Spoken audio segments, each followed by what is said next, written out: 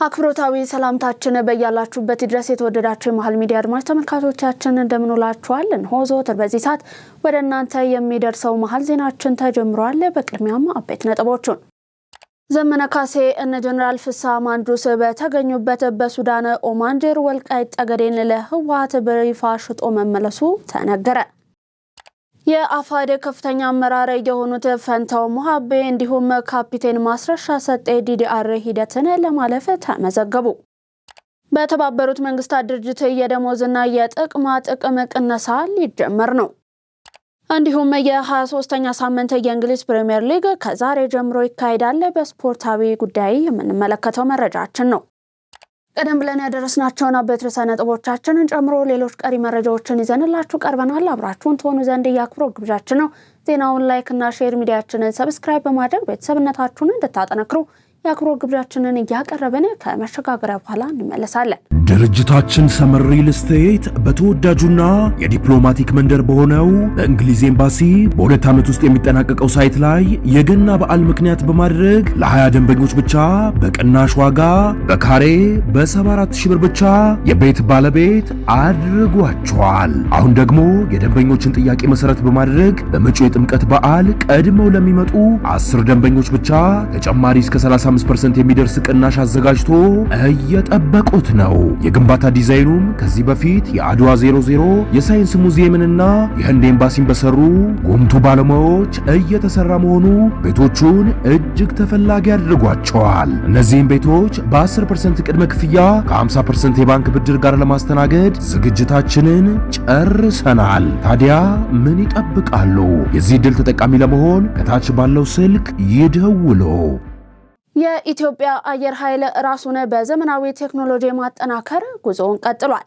የዓለማችን ቁንጮ ተዋጊ ሄሊኮፕተር ተብሎ የሚታወቀውን AH-64 ኤፓቺ በኢትዮጵያ ጦር መሳሪያ ዝርዝር ውስጥ ተቀላቅሏል። ይህ ሄሊኮፕተር እጅግ አስፈሪ መሆኑም ተነግሯል።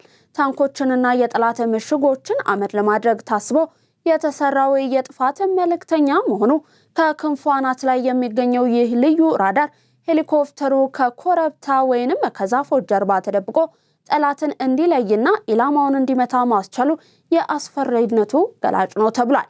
በአሜሪካው ቦይንግ ኩባንያ የሚመረተው ይህ ሄሊኮፕተር የታጠቁት 17 ሀገራት ብቻ ሲሆኑ ኢትዮጵያ 18ኛው ሀገር መሆኗ ተነግሯል። ዘመነ ካሴ እነ ጀነራል ፍስሐ ማንጁስ በተገኙበት በሱዳን ኦማንጀር ወልቃይት ጠገዴን ለህወሓት በይፋ ሽጦ መመለሱ ተነገረ። በዚህ ርዕሰ ጉዳይ ዙሪያ ዝርዝር ዘገባ ደርሶናል፣ እንደሚከተል ይቀርባል። ዘመነ ካሴ የሚዘውረው የፋኖ ታጣቂ ለወያኔ ወልቃይትን አሳልፎ ለመስጠት ቀን ከሌት እየሰራ እንደሚገኝ ይታወቃል። ታጣቂ ኃይሉ ከህወሓት ለሚያገኘው ተተኳሽ ለህወሓት ወልቃይት ጠገዴን እንደ እጅ መንሻ ለመስጠት መስራት ከጀመረ እንሆ ዓመት አልፏል። ቡድኑ በህወሓት በሻዕቢያ እንዲሁም በሱዳን ኃይሎች ገዛ አፋብን እየተባለ አደረጃጀት ይፋ ካደረገ በኋላ የቴክኒካል ኮሚቴ ጭምር በማደራጀት ወያኔ ወልቃይትን በሚቆጣጠርበት ሁኔታ መወያየት ጀምሯል። የቴክኒካል ኮሚቴውን የሚመሩት ዘመነና አስረስ ማረ ሲሆኑ ዘመነ ሰሞኑን በጉዳዩ ዙሪያ ከህወሓት ሰዎች ጋር ለመወያየት ሱዳን ቆይቷል። በህወሓት በኩል የተወከለው ጀነራል ፍስሐ ማንጁስ ሲሆን ሁለቱ በሱዳን ኦማንጀር ተገናኝተው ህወሓት ኃይሉን ወደ ወልቃይት እንዲያስጠጋ ከስምምነት መድረሳቸው ተዘግቧል። በዚህም ህወሓት ከወልቃይት አካባቢ የተገኙት የአርሚ አባላትን ተጨማሪ የአማርኛ ተናጋሪ ታጣቂዎች ጋር አጣምሮ ወደ ሱዳን ልኮ በሱዳን በኩል ወደ ወልቃይት እንዲያስገባ መክሯል። ዘመነ አዲስ የመሰረቱት አደረጃጀት ህወሓት ወልቃይትን እንዲቆጣጠር ያላሰለሰ ጥረት እንደሚያደርግ ለፍስሐ ቃል ገብቶለት ውይይታቸው ተቋጭቷል የተባለው ከስብሰባቸው በኋላ ጀነራል ፍስሐ በኤርትራ በኩል ወደ መቀሌ መግባቱ የተሰማ ሲሆን ዘመነ ካሴም በሳምሪ ታጣቂዎች ታጅቦ በሱዳን በኩል ወደ አማራ ክልል እንደገባ ለማወቅ ተችሏል። ታዲያ ይህንን የዘመነ ወልቃይት ጠገዴን ለህወሓት የመስጠት እንቅስቃሴ የተረዱት የጎንደር ፋኖ አባላት ቀንና ማታ ትጥቃቸውን ይዘው ወደ ሰላም እየገቡ ይገኛሉ። ወልቃይት ጠገዴን ለጠላት ለመስጠት ከሚንቀሳቀስ አካል በላይ ጠላት የለንም ብለዋል። እንደሚታወቀው በዚህ 2 ቀን ብቻ በዚህ ምክንያት በርካታ ታጣቂዎች ከታጠቁት የቡድን መሳሪያ ጋር ገብተዋል። የአፋድ ከፍተኛ አመራር የሆኑት ፈንታው ሙሃቤ እንዲሁም ካፒቴን ማስረሻ ሰጤ ዲዲአር ሂደትን ለማለፍ ተመዘገቡ። በደቡብ ወሎ ኮምቦልቻ ጊዜያዊ የዲሞቢላይዜሽን ማዕከል በሰሜን ወሎና በደቡብ ወሎ ሲንቀሳቀሱ የነበሩ ታጣቂዎች የመንግስትን የሰላም ጥሪ በመቀበል በቀጠናው ለሚገኘው የጸጥታ አካል በሰላማዊ መንገድ እጅ በመስጠት በብሔራዊ ተሃድሶ ኮሚሽን የተሰጣቸውን የተሃድሶ ስልጠና አጠናቀው በዛሬው ዕለት ተመርቀዋል። የአማራ ፋኖ ህዝባዊ ድርጅት አፋሕድ ከፍተኛ አመራር የሆኑት ፈንታው ሙሃቤ እንዲሁም ማስረሻ ሰጤ በብሔራዊ ተሃድሶ ኮሚሽን የቀድሞ ታጣቂዎችን መልሶ የማቋቋም ፕሮግራም ዲዲአር ሂደትን ለማለፍ በዛሬው ዕለት ተመዝግበዋል። ስለ ሀገር ሰላም ያለውን ጠቀሜታ ስልጠና በመስጠት ግንዛቤ እንዲወስዱ የማድረግ ስራ መሰራቱን የአማራ ብሔራዊ ክልላዊ መንግስት የሰላምና ጸጥታ ቢሮ ኃላፊ ዶክተር እሸቴ የሱፍ ገልጸዋል። የ11ኛ እዝ ምክትል አዛዥ ለኦፕሬሽናል ሜጀር ጀነራል ዘውዱ ሰጣርጌ በበኩላቸው የሰላምን አማራጭ ተቀብላችሁ ይህንን የብሔራዊ ተሃድሶ ስልጠና መውሰድ መቻላችሁ ለሰላም ያላችሁን ቁርጠኝነት የሚያሳይ ነው ብለዋል።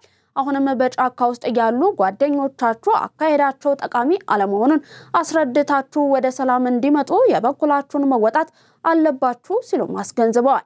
የብሔራዊ ተሃድሶ ኮሚሽን ኮሚሽነር ምክትል ኃላፊ ሜጀር ጀነራል ደርቤ መኩሪያ በአማራ ክልል የሰላምን አማራጭ በመቀበል የሶስተኛ ዙር ተሃድሶ ስልጠና በመስጠት ዛሬ የምረቃ ፕሮግራም ማካሄዱ በቀጣይ ለሰላም መስራት የሚያስችል ስራ ተናቦ ለመስራት አጋዥ መሆኑን ተናግረዋል። ዘገባው የእዙ የሰራዊት ስነ ልቦና ግንባታ ነው። የአሜሪካ ምክትል ውጭ ጉዳይ ሚኒስትር ኢትዮጵያን ጨምሮ በ4 የአፍሪካ ሀገራት ከነገ ጀምሮ ጉብኝት ያደርጋሉ። ምክትል ውጭ ጉዳይ ሚኒስትሩ በአዲስ አበባ ቆይታቸው ጠቅላይ ሚኒስትር ዶክተር አብይ አህመድን ጨምሮ ከኢትዮጵያ ባለስልጣናት ጋር በቀጠናዊ የሰላም እንዲሁም የጸጥታ ጉዳዮች ላይ እንደሚወያዩ የአሜሪካ ውጭ ጉዳይ መስሪያ ቤት አስታውቋል። ምክትል ሚኒስትሩ በዚህ ጉብኝታቸው ከኢትዮጵያ በተጨማሪ ወደ ግብጽ፣ ኬንያ እንዲሁም ጅቡቲ ይጓዛሉ። የአሜሪካ ምክትል ውጭ ጉዳይ ሚኒስትር ሆነው በመጋቢት 2017 ዓመተ ምህረት የተሾሙት ክሪስቶፈር ላውንዳ ወደ ካይሮ እንዲሁም አዲስ አበባ የሚጓዙት የሀገራቸው ፕሬዝዳንት ኢትዮጵያና ግብጽ በታላቁ የኢትዮጵያ ህዳሴ ግድብ ዙሪያ የገቡበትን ውዝግብ ለመፍታት እንደሚሹ ባሳወቁበት በጥቂት ቀናት ውስጥ ነው። የአሜሪካ ምክትል ውጭ ጉዳይ ሚኒስትር ከካይሮ ወደ አዲስ አበባ ሲያቀኑ በዩናይትድ ስቴትስ ጦር የአፍሪካ እዝ አዛዥ ጄኔራል ዳግቪን አንደርሰን አብሯቸው ይጓዛሉ ተብሏል። ጠቅላይ ሚኒስትር ዶክተር አብይ አህመድ እንዲሁም ጄኔራል ዳግቪን አንደርሰን ባለፈው ህዳር በአዲስ አበባ ተገናኝተው ነበር። የአቪዬሽን ኤክስፖ 2026 ጠቅላይ ሚኒስትር ዶክተር አብይ አህመድ በተገኙበት ተከፈተ። በኢትዮጵያ አየር ኃይል የ90ኛ ዓመት የጀግንነት ጉዞ ከዘመኑ የቴክኖሎጂ ሽግግር ጋር አቆራኝቶ በማቅረብ ጎብኚዎችን እያስደመመ ይገኛል። ተጨማሪ አለን። ቢሾፍቱ በሞቃት ፀሐይ ብቻ ሳይሆን በኩራትም ደምቃለች።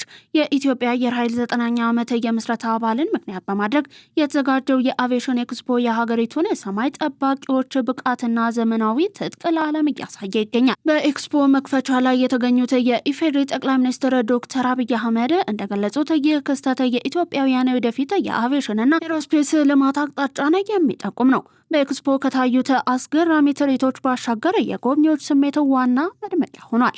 ከአሜሪካ ዋሽንግተን ዲሲ መጥቶ ወደ እናት ሀገሩ ከገባ ግን 1 ወር እንኳን ያልሞላው ወጣት ዳንኤል ኪዳኔ አንዱ ነው።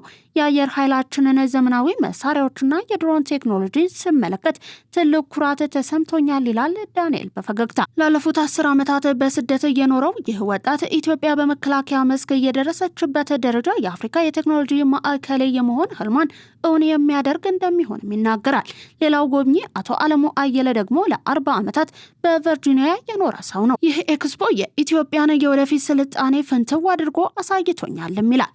በተለይ በድሮን ቴክኖሎጂ የተደረሰበት ደረጃ የሀገር ሉዓላዊነትን በዘላቂነት ለማስጠበቅ ብሎም ቴክኖሎጂውን ለጎረቤት ሀገራት በማቅረብ ገቢ ለማግኘት እንደሚያስችል ያላቸውን ተስፋ ይገልጻሉ። ኤክስፖ የኢትዮጵያ አየር ኃይል የነጻነትና የአንድነት ምልክት በሚል መሪ ቃል እስከ ጥር 19 ቀን 2018 ዓ.ም ድረስ የሚቆይም ሲሆን ይህም ለዜጎች የሀገራቸውን የጥንካሬ ምንጭ እንዲመለከቱ ድልን ይፈጥራል። የኢትዮጵያ አየር ኃይል ካለፈው የጀግንነት ታሪኩ ተነስቶ ወደ ነገው የቴክኖሎጂ ምጥቀት እያደረገ ያለውን ሽግግር በጎብኚዎቹ አይን ውስጥ በግልጽ ይነበባል። የኢትዮጵያ ብሔራዊ ምርጫ ቦርድ በትግራይ ክልል የምርጫ ክልሎችና የምርጫ ጣቢያዎች እንዲደራጁ በ1 ወር ጊዜ ውስጥ ለ2ኛ ጊዜ ጥያቄን አቀረበ። ዝርዝር ይዘናል፣ እንደሚከተለው ይቀርባል። የኢትዮጵያ ብሔራዊ ምርጫ ቦርድ ግንቦት 4 ቀን 2018 ዓ.ም ለሚካሄደው 7ኛ ሀገር አቀፍ ጠቅላላ ምርጫ ቅድመ ዝግጅት ይረዳ ዘንድ በትግራይ ክልል የምርጫ ክልል እንዲሁም የምርጫ ጣቢያ ጽሕፈት ቤቶች እንዲደራጁ በአንድ ወር ጊዜ ውስጥ ለሁለተኛ ጊዜ ለትግራይ ጊዜያዊ አስተዳደር በይፋ ጥያቄን አቅርቧል። ለጊዜያዊ አስተዳደሩ የተላከው እንዲሁም አዲስ ስታንዳርድ በተመለከተው ደብዳቤ መሰረት ቦርዱ በአሁኑ ወቅት በሀገር አቀፍ ደረጃ ለሚካሄደው የምርጫ ሂደት የቅድመ ዝግጅት ስራዎችን እያከናወነ መሆኑን አስታውቋል። ብሔራዊ ምርጫ ቦርድ ከዚህ ቀደም ታህሳስ 3 ቀን 2018 ዓ.ም በጻፈው ደብዳቤ ተመሳሳይ ጥያቄ ማቅረቡንም አስታውሷል። የምራጮች ምዝገባ ከየካቲት 7 ቀን 2018 ዓ.ም ጀምሮ እንደሚጀመር የጠቀሰው ምርጫ ቦርድ በዚህም ከዚህ በፊት ቦርዱ በላከው መመሪያ እንዲሁም በጂአይኤስ ትክክለኛ መገኛቸው የተወሰነውን በክልሉ የሚገኙ የምርጫ ጣቢያ ጽሕፈት ቤቶች ዝግጁ መሆናቸውን እስከ ጥር 25 ቀን 2018 ዓ.ም ድረስ እንድታሳውቁን እንጠይቃለን ብሏል በደብዳቤው። ይህ የቅርብ ጊዜ ጥያቄ የቀረበው ቦርዱ በክልሉ ምርጫ ለማካሄድ የሚያስችሉ ምቹ ሁኔታዎች መኖራቸው ለመወሰን ከትግራይ ጊዜያዊ አስተዳደር በይፋ የሚሰጠውን የጸጥታ ሁኔታ ግምገማ እየጠበቀ መሆኑን ቀደም ብሎ ባሳወቀው መሰረት ነው። ኢትዮጵያ ደህንነቱ የተጠበቀ ስርዓታዊ እንዲሁም ህጋዊ የፍልሰት አስተዳደርን ተግባራዊ ለማድረግ የሚያስችል ሀገራዊ የትግበራ እቅድ እያዘጋጀች መሆኑን የፍትህ ሚኒስትር ዴኤታ በላሁን ይርጋ ገለጹ። የዓለም አቀፉ የፍልሰት ስምምነት ብሔራዊ የትግበራ እቅድ ዝግጅትን በተመለከተ የምክክር መድረክ እየተካሄደ ነው። እንደ አውሮፓውያኑ አቆጣጠር በ2018 በተባበሩት መንግስታት ድርጅት የጸደቀው ይህ ስምምነት ፍልሰተኞች ከሚነሱበት እስከ መድረሻቸው ድረስ መብታቸውና ደህንነታቸው ተጠብቆ ዓለም አቀፍ ትብብር እንዲኖር የሚያስችል የመጀመሪያው አጠቃላይ ማዕቀፍ ነው። የፍትህ ሚኒስትር ዴኤታ በላሁን ይርጋ በዚህ ወቅት ኢትዮጵያ የፍልሰት መነሻ መሸጋገሪያና መድረሻ ሀገር በመሆኗ ለስምምነቱ መሳካት ቀደም ተሳትፎ ስታደርግ መቆየቷን አስታውቀዋል። የአዲስ አበባ ከተማ አስተዳደር ተግባራዊ ያደረገው 24/7 የተለወጠ የስራ ባህል በሁሉም ዘርፎች አመርቂ ውጤት ማስመዝገብ መቻሉን ከንቲባ አዳነች አቤቤ ገለጹ። የአዲስ አበባ ከተማ አስተዳደር የ2018 በጀት ዓመት የመጀመሪያ ግማሽ ዓመት የመንግስትና የፓርቲ ስራዎች እቅድ አፈጻጸም ግምገማ በዛሬው ዕለት ማካሄድ ጀምሯል። ተጨማሪ ያለን እንደሚከተል ይቀርባል። የአዲስ አበባ ከተማ አስተዳደር የ2018 በጀት ዓመት የመጀመሪያ ግማሽ ዓመት የመንግስትና የፓርቲ ስራዎች እቅድ አፈጻጸም ግምገማ በዛሬው ዕለት መካሄድ ጀምሯል። በመድረኩ ከንቲባ አዳነች አቤቤን ጨምሮ የከተማው ምክር ቤት አፈ ጉባኤ ወይዘሮ ቡዜና አልከድር፣ የብልጽግና ፓርቲ የአዲስ አበባ ቅርንጫፍ ጽሕፈት ቤት ኃላፊ አቶ ሞገስ ባልቻ እንዲሁም ሌሎች ከፍተኛ የስራ ኃላፊዎች ተገኝተዋል። በመድረኩ መክፈቻ ላይ ከንቲባ አዳነች አቤቤ እንደገለጹት ባለፉት 6 ወራት በሁሉም ዘርፎች የታቀዱ ስራዎች በአማካይ 95 በመቶ በላይ አፈጻጸም መዝገቡን ተናግረዋል። ይህ ውጤት ሊገኝ የቻለው አስተዳደሩ ተግባራዊ ባደረገው 24/7 የተለወጠ የስራ ባህል መሆኑንም ነው የገለጹት። የአመራሩ በየደረጃው መናበብና የተቀናጀ የስራ መንፈስ ነዋሪዎችንና የልማት አጋሮችን በንቃት ማሳተፍ መቻሉ እንዲሁም በየደረጃው ያለ የህብረተሰብ ክፍል ለልማቱ የሰጠው ድጋፍና ባለቤትነትን ለተመዘገበው ስኬት ዋና ምክንያቶች ናቸው ብለዋል። የተመዘገበው ውጤት የአመራሩ ብቻ ሳይሆን የጠቅላላው የከተማዋ ነዋሪዎችና የልማት አጋሮች የጋራ ድካም ውጤት መሆኑንም ጠቁመዋል። በተገኘው ስኬት መዘናጋት እንደማይገባ ያሳሰቡት ከንቲባዋ ይህን አፈጻጸም ይበልጥ ማላቅ የቀጣይ ጊዜ ቤት ስራ መሆኑንም ተናግረዋል። ይህ መድረክ ለቀጣዮቹ 6 ወራት ተጨማሪ አቅምና ተሞክሮ የሚሰነቅበት መሆኑን ጠቁመውም የከተማዋ ነዋሪዎች ከፍላጎታቸው ጋር በተጣጣመ መልኩ በላቀ ትጋትና ታማኝነት ለማገልገል ዝግጅት የሚደረግበት መሆኑንም አመልክተዋል። የጋራ ተጠቃሚነትን ለማረጋገጥ ምክክር የተሻለ አማራጭ በመሆኑ ለሀገራዊ ምክክር ኮሚሽን ስራ ስኬታማነት የድርሻችንን እንወጣለን ሲሉ የሀገር ሽማግሌዎች ተናገሩ። የሲዳማ ክልል የሀገር ሽማግሌዎች የሆኑት ታደሰ ኮራ እንዳሉት አብሮነትን በማጠናከር የጋራ ተጠቃሚነትን ለማረጋገጥ ምክክርን ባህል ማድረግ የተሻለ አማራጭ ነው። ሀገራዊ ምክክር ዋና የማያግባቡ ችግሮችን ፈቶ ሀገራዊ አንድነትን ለማምጣት የጋራ ተጠቃሚነትን ለማረጋገጥ አይነተኛ ሚና እንዳለውም አስገንዝበዋል። የሀላባ ዞን የሀገር ሽማግሌ ኢማም ኡልጫፎ አብዶ ምክክርን ባህል ማድረግ ተቀራርቦ በመነጋገር የሚያምን ትውልድ ለመፍጠር የጎላ ሚና እንዳለው አስረድተዋል። ነፍጥን አንግቦ ጫካ በመግባት መፍትሄ እንደማይገኝ ጠቁመውም ተሰሚነታቸውን በመጠቀም ሀገራዊ አንድነትን ሊያጠናክሩ በሚችሉ ጉዳዮች ላይ በመስራት የኮሚሽኑን ተግባር እያገዙ መሆናቸውንም ገልጸዋል። የተወደዳችሁ ተመልካቾቻችን እየተመለከታችሁ የምትገኙት ወደ እናንተ እየደረሰ የሚገኘውን ለዛሬ ለተቅዳሜ ወደ እናንተ እንዲደርስ የተዘጋጁትን የቀን መረጃዎቻችንን ነው። አሁን ደግሞ ከባህር ማዶ ወደ ያዝናቸው አለፍን።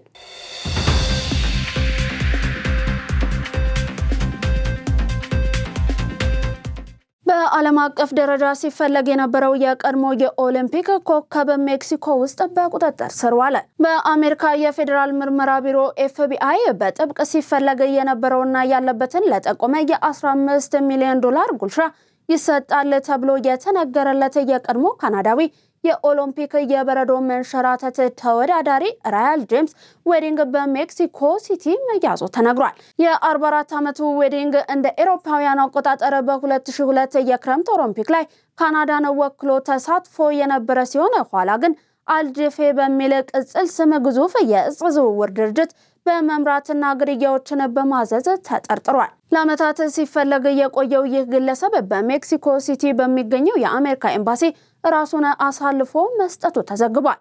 በየዓመቱ በቶን የሚቆጠር ኮኬንን ከላቲን አሜሪካ ወደ አሜሪካና ካናዳ በማስገባት እንዲሁም ምስክሮችን በማስገደል ወንጀል ተከሷል። ተጠርጣሪው ወዲያውኑ ወደ አሜሪካ ካሊፎርኒያ የተወሰደ ሲሆንም ሰኞ ዕለት ፍርድ ቤት ይቀርባል ተብሎ ይጠበቃል። የአሜሪካ ባለስልጣናት ግለሰቡን የዘመናችን ኤልቻፓ ሲሉ የገለጹት ሲሆን የሲናሎዋ የእጽ ቡድን ጥበቃ ያደርግለት እንደነበርም ገልጸዋል። በተባበሩት መንግስታት ድርጅት የደሞዝ እንዲሁም የጥቅማ ጥቅም ቅነሳ ሊጀመር ነው።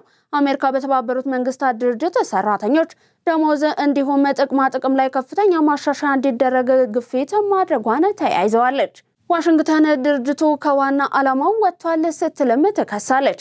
ዋና የተጠየቁ ማሻሻያዎችም የተባበሩት መንግስታት ድርጅት ሰራተኞች ክፍያ ከሌሎች አባል ሀገራት የመንግስት ሰራተኞች እጅግ የላቀ መሆኑ ተገልጿል።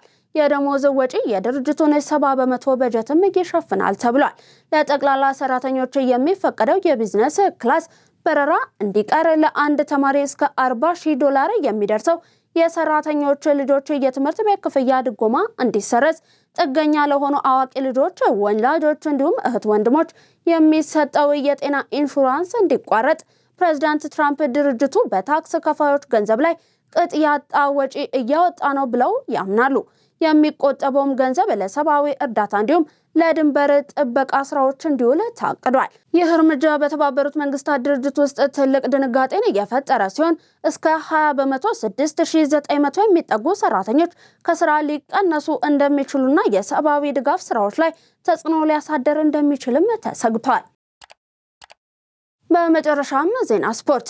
የ23ኛ ሳምንት የእንግሊዝ ፕሪሚየር ሊግ ከዛሬ ጀምሮ ይካሄዳል። ምሽት 12 ሰዓት ላይ ማንቸስተር ሲቲ በሜዳው ኢትሃድ በውድድር ዓመቱ እስካሁን አንድ ጨዋታ ብቻ ካሸነፈው ወልቭስ ጋር ይጫወታል። በሊጉ ካደረጓቸው ያለፉት 4 ጨዋታዎች በአንዱም ማሸነፍ ያልቻሉት ማንቸስተር ሲቲ ወደ ድል ለመመለስ ወደ ሜዳ ይገባል።